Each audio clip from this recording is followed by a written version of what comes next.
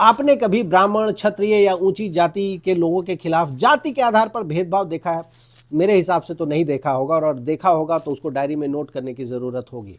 मगर क्या इन्हीं लोगों ने SC, ST या OBC के खिलाफ भेदभाव किया है? इसका जवाब है खूब किया है, और किलो के हिसाब से किया है।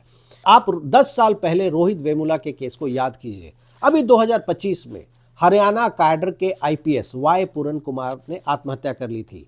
और ये दोनों ही उदाहरण इस बात का सबूत है कि कैसे हमारे समाज में जातिगत भेदभाव कूट कूट के भरा हुआ है। एक दूसरा एग्जाम्पल देता हूं आपको।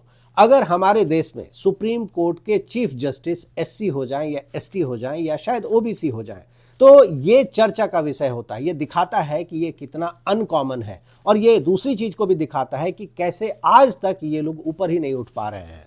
तो ऐसे में सवाल उठता है कि आखिर बचाव किसका होना चाहिए? SC, ST वालों का होना चाहिए या ब्राह्मण और क्षत्रियों का होना चाहिए? तो इसका जवाब है कि जाहिर सी बात है SC, ST और OBC वाले लोगों का होना चाहिए। तो उस लिहाज से अगर आप देखेंगे तो UGC ने जो ये एक्ट निकाला है, ये बहुत सही एक्ट है, इसकी जरूरत थी। लेकिन अब इसका दूसरा पहलू भी है।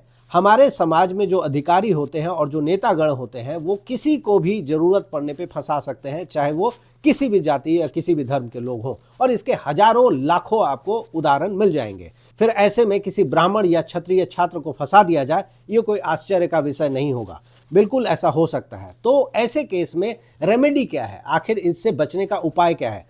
तो ऐसे में इस एक्ट में इस तरह के प्रोविजंस भी होने चाहिए जिससे कि जो निर्दोष छात्र है, जो निर्दोष ब्राह्मण या क्षत्रिय कोई भी छात्र है, उसको फंसाया ना जा सके।